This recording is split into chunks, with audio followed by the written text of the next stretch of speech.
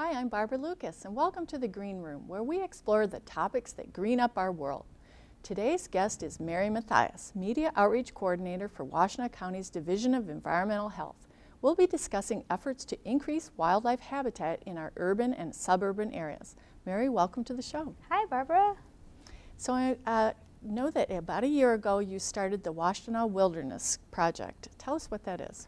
Well, it's a campaign to have Ann Arbor and Washtenaw counties certified as National Wildlife Federation Community Wildlife Habitat.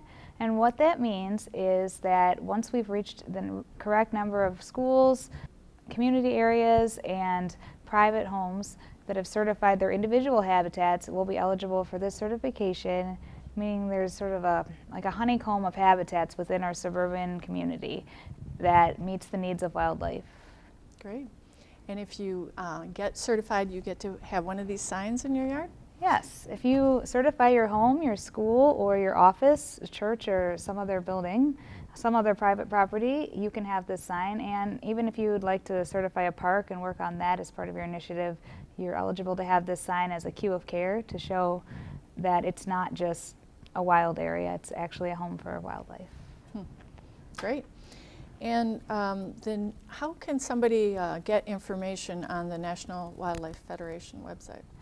The best thing to do at this point would be to probably Google backyard habitats, and you'll see that there are links to Certify Now, and you can find out how to assess your property for the different elements and find out what to do. Great. Yeah, they have a great website. nwf.org has all kinds of stuff that will teach people what they need to do. Now, why do we want to increase habitat for wildlife in our urban and suburban areas? Well, in today's landscape, there's a lot of land that's been taken up for agriculture, and increasing there's fragmentation. So there's a lot of habitat loss for not only our common animals, but some of our less common animals, and we need to have ourselves some personal responsibility for it. You know, the government can only do so much in terms of conserving land, and this gives us an opportunity to be part of conservation individually. Interesting. You mentioned fragmentation. What do you mean by that? Well, fragmentation is sort of, if you think about land being broken up into little parcels, so isolated areas. So if you've got roads crisscrossing, it's going to break it up into these little islands. And fragmentation can also happen when you get degradation of habitats, meaning that the land that used to support animals or plant communities, different types of environments, is no longer capable of creating the same kind of resources. So it might be that certain types of habitats are increasing, maybe the type of habitat you'd find in a playground or a park, while at the same time some of the other areas, maybe wetlands, are decreasing. And some animals actually like fragmentation because they like the edges. Yes. What's that all about? So there are lots of birds, maybe lots of insects especially, that can utilize these fragment edges, and sometimes where two habitats will come together can be actually a specialized type of environment for these different species. And cowbirds, I guess, love edges.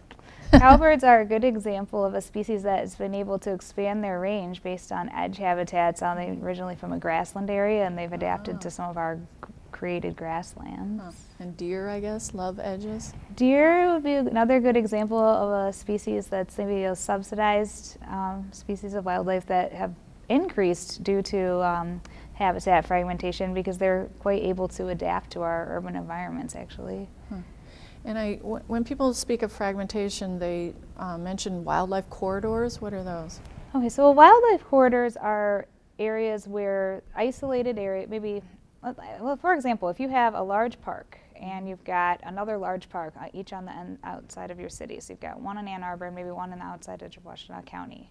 A corridor would be an area where animals from one area would be able to move and reach the other area, and that creates more genetic diversity, and it can lead to greater biodiversity when you have enough of these within a large area. So continent. Could people's yards, like say the yards that are in between these two natural areas, if enough people had wildlife habitat in their yards, could that become almost a corridor? It could. it wouldn't necessarily immediately lead to increased genetic diversity, but if this concept was taken to a larger scale, say people across the United States had fewer lawns and more people planted more similar to our native habitats, it actually could. A good example of this would be our monarch butterflies are a migratory species, and almost 80% of the milkweed that they used to rely on for not just for foraging of the caterpillars, but also for their development, and it's very well synchronized with this migration. So with 80% of it being gone, now the monarch has declined rapidly, and this is due to not only increase in agriculture, but also the kind of agriculture we have, genetically modified crops that actually are selected for resistance to certain types of pesticides, and for that reason the milkweed is wiped out and virtually non-existent in these kinds of fields. Huh. So speaking of butterflies, a lot of people, when they think of trying to create habitat in their yard, they put in, say, a butterfly bush. What would be the problem with just stopping there? Okay, so a butterfly bush is an ornamental plant, a non-native plant, meaning that it didn't come originally from Michigan or even the United States. I think it's from Asia, most of the species. And you will find that many butterflies are attracted to that for nectar, which is a resource. However, if you want to increase butterfly populations, you really need to plant the host plant. And okay. For example, butterfly weed, which is a native plant, native to Michigan, is in the milkweed family. So monarch butterflies that we talked about earlier, queen butterfly, I think gray hair streak possibly, use it as a host plant, meaning that it's a plant where they will lay their eggs and their caterpillars can also grow up. And if you want to see butterflies in your yard, I recommend putting in native plants, host plants, finding out the specific ones. Each butterfly has a very unique set of plants that have certain chemical cues in them that are needed for their development, and they can't use any other types of plants. Well, that's good to know. Host plants, okay. Host plant. An important thing to remember, I guess. And what about, you mentioned using native plants, and are you talking about just flowers or also like different layers in your yard? I've heard that term. Native plants basically just refers to species that would naturally occur in the area where you live, a geographic region. So it is important to put in trees. Think about the different layers, especially I would think year-round even. For example, if you want to provide food for birds as part of your certified wildlife habitat, you might want to put in something that will flower in the spring, provide nectar for insects, pollinators, and then maybe have some berries in the autumn, and then think about maybe another type of tree like a crabapple for overwintering birds. If you're thinking about something with berries, you might want to think about maybe a service berry in the autumn or a dogwood in the spring that can provide berries in the autumn or fall. So great. And you mentioned cues of care, because I'd like to pursue that a little further, because a lot of times people don't like the look of the flowers that are growing sort of in a prairie type of setting. And you've got another sign here that I'm intrigued by. This one? Yeah. So having something like that in your yard might help people to realize that it's there for a reason, that all those native plants are there for a reason. Yeah, a sign or even a fence, maybe a border with some rocks or something, can help to sort of educate your neighborhood that what you're doing is intentional, and it's not just letting your yard go to pot and you're a lazy landscaper. So, and having a tidy yard, what's the problem with being overly tidy? Well, I guess it depends on what your definition of tidy is, but if you're thinking about your yard as something that you share with other animals, then you want to think about what their needs are. What kind of cover do they need? What kind of shelter? Where might they raise their young? And it is possible to coexist with these things. So if your yard is overly tidy, meaning maybe you just have a very well manicured lawn and you've excluded every weed or native plant from your landscape, it might look tidy, but it's not going to be much of a home for anything but you when you decide to walk across. And having a yard that's rough around the edges, letting the lawn grow in a little? Yeah, and that can sometimes be a more palatable way for people to introduce this idea. You don't necessarily have to, make your yard a home for only wildlife, maybe think about the areas you don't use that much, or even the kind of privacy you might want to provide at the edges, and let that area go wild, or at least maybe plant some types of plants that might have seed heads that could be food for animals in the overwintering time, like a natural bird feeder almost. And leaving them up, you mentioned overwintering. Why would you want to do that? Well, there are a lot of birds that migrate, we know, to other countries for the winter, but we also have birds here, particularly seed eaters, that need food during the winter, and especially the kind of winter we had this winter. Yeah. It's quite important as it stayed so cold. And I've heard that some insects even overwinter in the stalks of the plants. So if you get, they've said that if you absolutely can't stand the look of having some of your plants overwinter, that at least cut them off and put them, like, say, in a pile in the backyard instead That's a good idea. Instead of throwing them away. Yeah, that's a really good idea. There are definitely pollinators, wasps, other types of bees that are beneficial to your garden in the springtime that can use those for nesting and other. It reminds me of those little bee houses that people Yeah. are making now that are like the shape of a stalk. Those are neat. Yeah. And tidiness, does that apply to Deadwood too?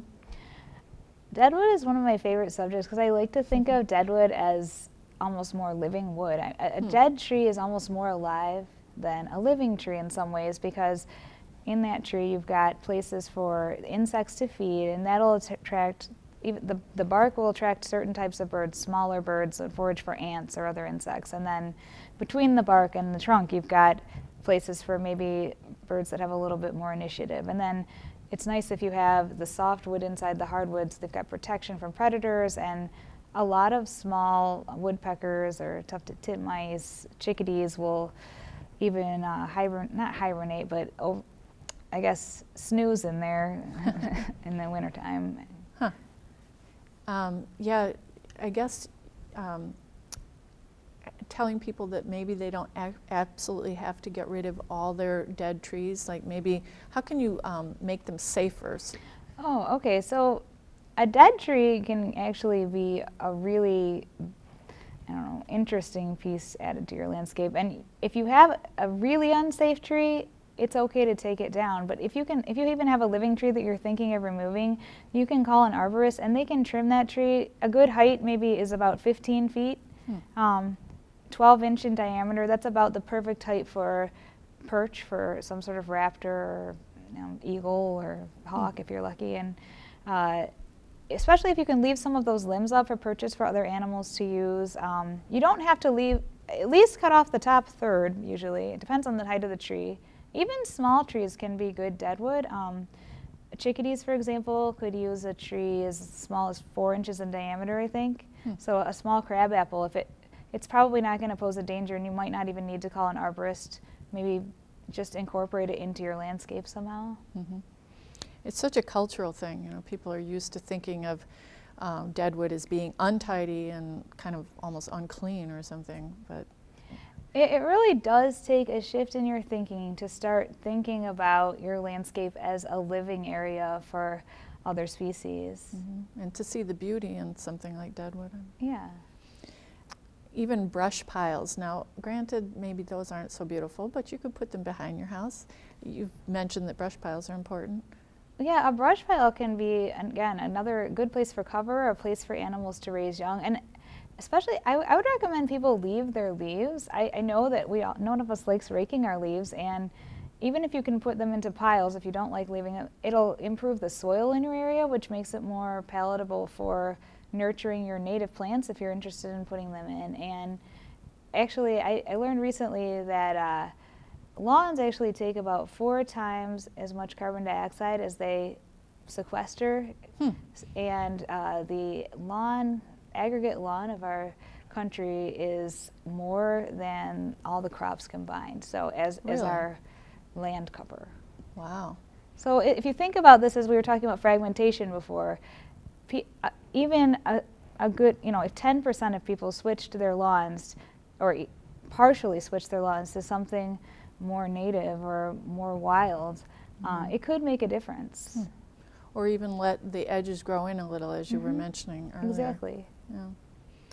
And for those that do have lawns, using less pesticides, how about that?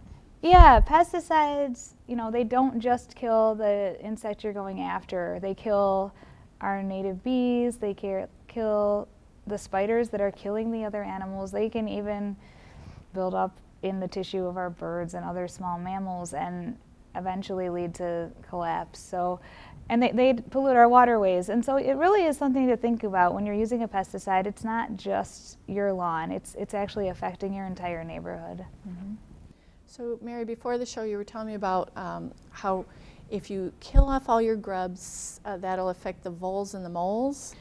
Okay, so voles and moles are small mammals that would forage on grubs and probably seeds and other things, and those grubs and seeds are probably at the base of the ecosystem. So as you move up, you'll have predators like the barn owl that can prey on those. And actually the barn owl is an example of a species that was once native to Michigan, currently is still native to Ohio, but we no longer have barn owls in Michigan. And there's evidence that if we can put up nest boxes and encourage that species by, you know, possibly using less pesticide and letting our vole population grow a little bit, that we could get that species back in Michigan. They're so beautiful. I would love to see them come back. Owls are amazing. Yeah. So we're not talking about getting just any old animal back in our backyards, because some animals, for instance, if you put pet food outside, you can get all kinds of animals, and that's not necessarily what we want, right? Yeah, we call that predator subsidization. So what that is, meaning that there are certain animals that are a little bit too well adapted to our suburban landscape, and we don't want to encourage them any more than necessary. For example, raccoons do untold damage to turtle nests, the eggs laid underground. They love eggs, and the turtles need all the help they can get with all the roads crisscrossing their habitat and loss of wetland habitat. And one small thing you can do is if you feed pets outdoors, make sure that you bring that food back inside. Don't just leave it out there, because you know, animals like raccoons will come and eat that food, and skunks even can become a problem. So, and feral cats too, right? Feral cats do a number on a lot of the wildlife. If you're going to have a wildlife habitat, please don't have your cat be an outdoor cat. I think about maybe 40–70% of cats are outdoor cats, I'd read, and they do. I think I had heard up to 1/5 of the bird population, perhaps more, is killed by outdoor cats every year. And this is primarily feral cats. Well, I guess substantially feral cats. However, it's hard to say. The average is about, I think, 8 to 20 birds per cat per year if you include feral and non-feral cats. So that's a significant mortality. And some of our birds are a little bit in trouble. I've heard that in Washtenaw County there's some really nice birds that are native here but are in trouble.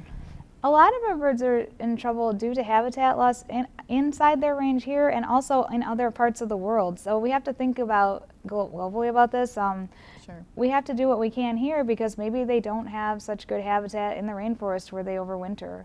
So birds, for example, like cerulean warbler, I think is threatened. A hooded warbler also threatened in maybe special concern, I'm not sure, within Washtenaw County, Michigan. And these are birds that use the hardwood forest, maybe in some of our bigger conservation areas, although they might stop through your yard to feast on the grubs in your native habitat. So you could see them.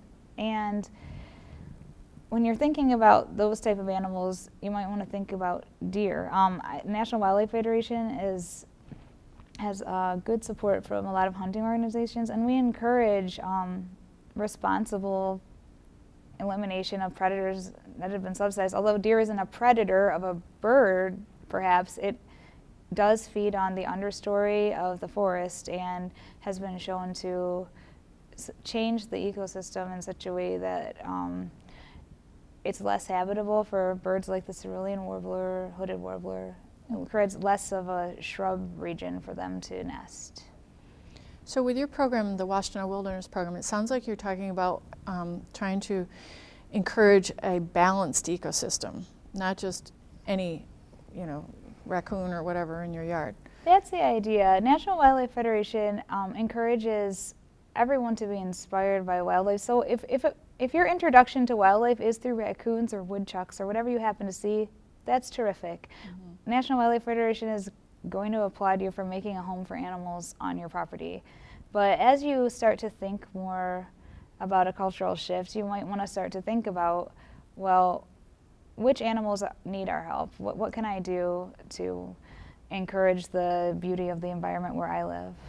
Great. Well, I applaud you in your efforts. You're doing a great job with this Washtenaw Wilderness, and hopefully pretty soon we'll be certified in our area. We would be the first county, and Ann Arbor, the Ann Arbor Community Wildlife Habitat, I should mention, would be the second city in Michigan to get certified, so it would be neat. Great, good luck. And where can people get more information about it? Well, the Washtenaw Wilderness Facebook page would probably be the easiest place to sign up and learn more about our project. And if you just want to learn more about community wildlife habitats in general, I would either Google Community Wildlife Habitat or Backyard Habitat and check out nwf.org. Great. Wonderful. Thank you so much for being here today, Mary. Thanks for having me. For an archive of today's show, go to ewashtenaw.org/greenroom. Thanks for joining us here in the Green Room.